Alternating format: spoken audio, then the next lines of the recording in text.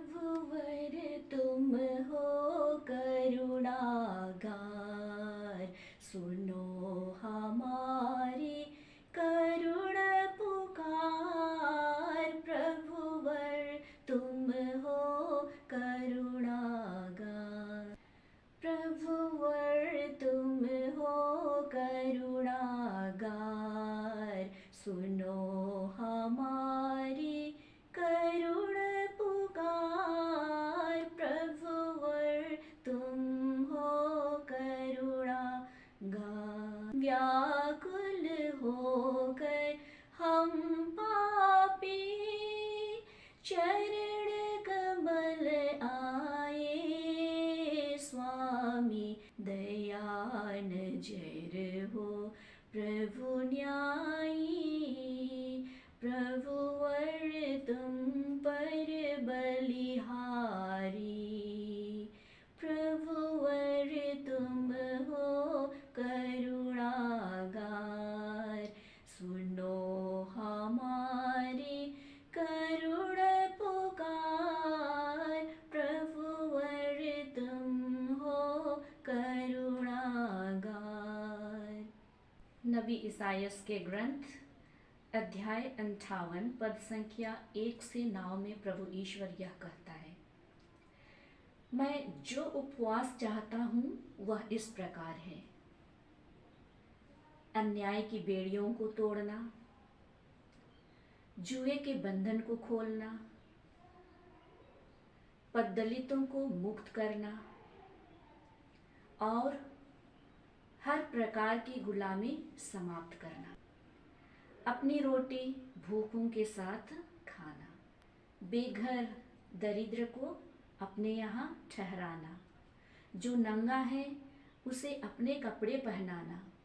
और आगे प्रभु कहते हैं, तब तुम्हारी ज्योति उषा की तरह फूट निकलेगी, तुम्हारी धार्मिकता तुम्हारे आगे आगे चलेगी और ईश्वर की महिमा तुम्हारे पीछे पीछे आती रहेगी। ख्रिस्त में मेरे प्रिय भाइयों एवं बहनों, इस पाठ के द्वारा प्रभु हमें आज सच्चे उपवास, सच्चे तपस्या की आसार को समझा रहे हैं, सच्चे उपवास और तपस्या के अर्थ को बतला रहे हैं, उनका मर्म समझा रहे हैं, उनका मतलब हमारे समक्ष प्रस्तुत कर रहे हैं। सच्चे उपवास का मतलब क्या है? सच्ची तपस्या का अर्थ क्या है? मात्र परहेज करना नहीं, मात्र भोजन ही करना नहीं, किंतु प्रभु हमें कहते हैं सच्चे उपवास का अर्थ, सच्चे तपस्या का मतलब हृदय परिवर्तन करना है, अपने मन और हृदय को प्रभु की ओर ऊपर उठाना है। और सच्ची तपस्या का अर्थ ही यही है कि हम अपने हृदय को, अपने मन को प्रभु की ओर अभिमुख करें। और ऐसे मनोभाव के लिए प्रार्थना की अति आवश्यकता है, आत्म त्याग की ज़रूरत है, प्रार्थना में जीवन बिताने की आवश्यकता है, अपने इंद्रियों को संयम में रखने की आवश्यकता है। तब कहीं हम ईश्वर के निकट आ सकते हैं, तब कहीं हम उनके करीब वास कर सकते हैं। हाँ, हमें अपने अंदर ऐसा परिवर्तन लाना चाहिए, हमें अपने अंदर ऐसा बदलाव लाना होगा जिससे कि हम आपसे संबंधों की गहरी खाइयों को पाट सकें, एक दूसरे के भूल चूक को माफ कर सकें, सुख दुख में एक दूसरे का सहारा बन सकें। और प्रभु हमें आज यही कहते हैं कि मैं इसी तरह का उपवास चाहता हूँ, इसी तरह की मनोभाव चाहता हूँ। और जब हमारे अंदर ये सारे गुण भर जाते हैं, इसी तरह के मनोभाव उत्पन्न होने लगते हैं, तो क्या होता है? हम प्रभु को पहचान सकते हैं, हम प्रभु को पहचानने लगते हैं, प्रभु में जीवन बिताने लगते हैं, उसकी महिमा को देखने लगते हैं, समझने लगते हैं।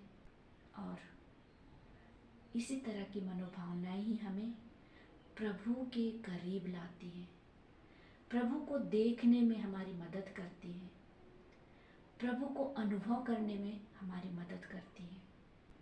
तो प्रभु हमें यही कहते हैं कि सच्चे अर्थ में उपवास मेरे लिए यही है। सच्चे अर्थ में तपस्या मेरे लिए यही है। और यदि हम में ये सारे मनोभावनाएं, ये सारे गुण कूट कूट कर भर जाते हैं, हमारे जीवन जीने का ये पहलू बन जाता है, इसे हम अपने आप में आत्मसात कर लेते हैं, तब हम प्रभु के पास आते हैं, प्रभु से जुड़ जाते हैं।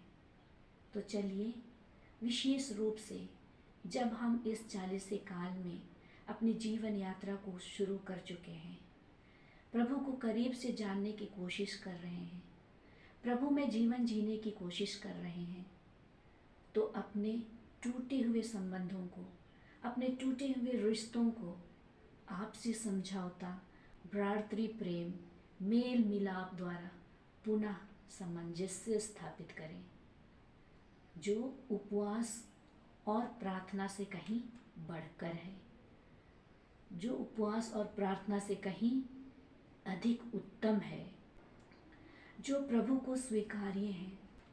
क्योंकि प्रभु कहते हैं, पश्चातापी दीनहीन हृदय का मैं कभी तिरस्कार नहीं करूँगा। तो हाँ प्यारे भाइयों बहनों, चलिए हम आज नबी इसायास के पाठों को पढ़ें, मनन चिंतन करें, प्रभु के वचनों को आत्मसात करने की कोशिश करें, प्रभु के वचनों के अनुसार अपना जीवन जीने की कोशिश करें, सच्चे उपवास का अर्थ अपने जीवन में लागू करने की कोशिश करें। उपवास तो कई लोग करते हैं, उपवास हम सब भी करते हैं, लेकिन क्या उपवास मेरे लिए सिर्फ भोजन का त्याग करना, सिर्फ परहेज करना या कई अन्य चीज़ें करना है?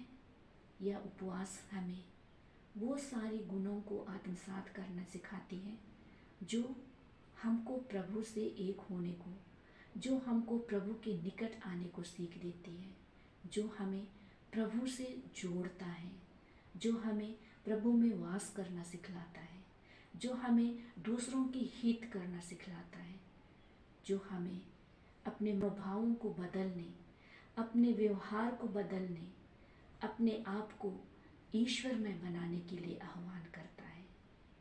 प्रभु से आशीष और कृपा मांगे कि यह पुण्य काल हमें सच्चे उपवास और तपस्या का ज्ञान, विवेक और बुद्धि प्रदान करें। सच्चे उपवास और तपस्या को समझने के लिए विवेक, ज्ञान और बुद्धि प्रदान करें।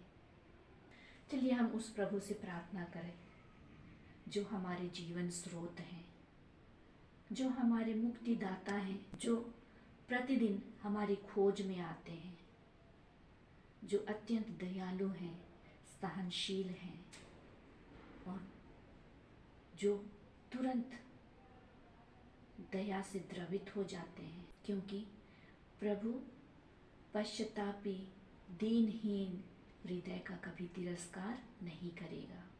आमीन। ज्योति दो, ज्योति दो, ज्योति दो प्रभु, ज्योति दो, ज्योति दो, ज्योति दो प्रभु, ज्योति दो प्रभु, ज्योति दो, ज्योति दो, ज्योति दो